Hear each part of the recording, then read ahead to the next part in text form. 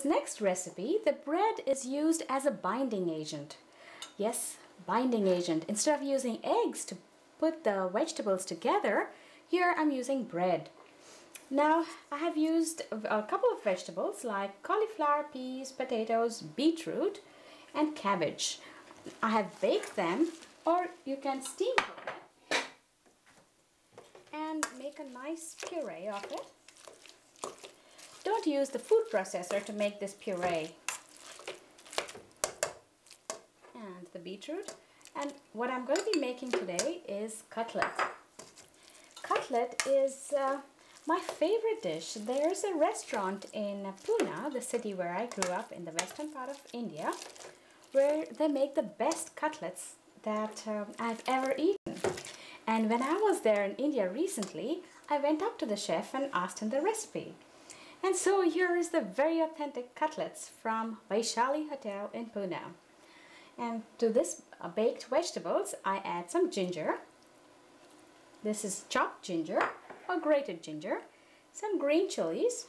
Green chilies is purely optional, depends on how much you want. Some lime juice.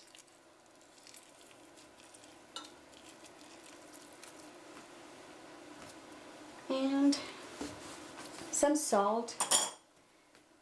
No sugar for this one because the beets are already sweet. So salt and no sugar. And bread, what you do is you dip it in water, squeeze it out, and then add it to this. And for this recipe, I think I'll need about 2 to 3 slices of bread.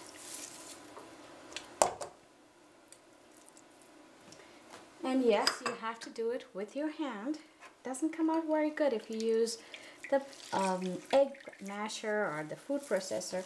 You have to just mix it with your hands.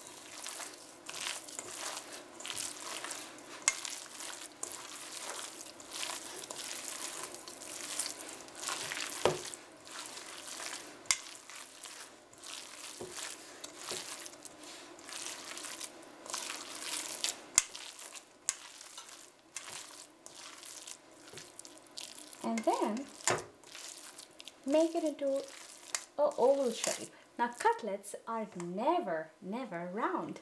It has to be any other shape but round.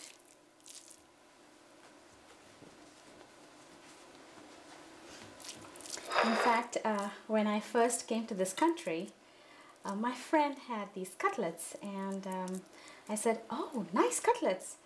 And she said, "Yeah, they're made of meat. I hope you eat it." And I said, "Do you have meat cutlets too?" So she said, "Do you mean to say you can make cutlets out of vegetables?" So here is a vegetable cutlet. Now what I'm trying to do is make it oval and then just give it a little edge here, and then dip it in breadcrumbs. An easy way to make breadcrumbs is let the bread go stale and then keep it in the oven for about 15 minutes or so. And then after it has cooled, put it in the food processor. You have nice breadcrumb.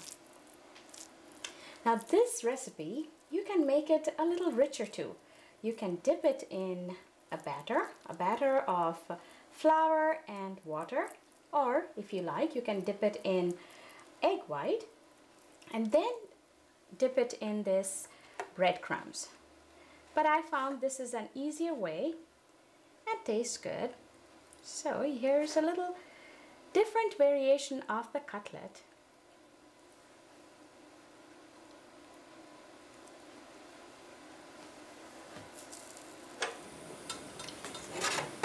Now for this recipe, I add very little oil to cook it.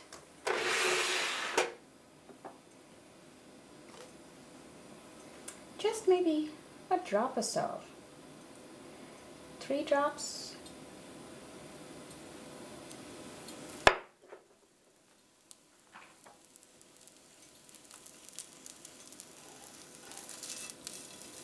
And then turn it around.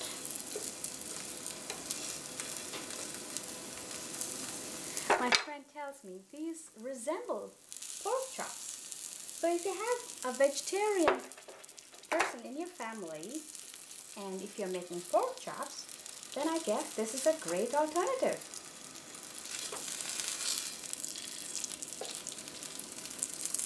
And you let it cook. Now all the vegetables are cooked. This is just to give a nice crust, a nice crispy crust of the breadcrumbs. Now with this cutlet, there's a special chutney which goes with it. And this chutney sort of brings the cutlet to life. This is a chutney made of cilantro, coconut, green chili, lime juice, salt and sugar. Just make it into a fine paste and serve it with this cutlet. Now another way to enjoy this cutlet with this chutney is to serve it with a lot of onions, chopped onions. In my family, I am the only one who enjoys onions. So my family said, don't show it with onions, just show it with chutney. But in case if you are an onion lover like me, go ahead, enjoy it with chopped onions. Here, in this recipe you can add whichever vegetables you like. Okay, here it is.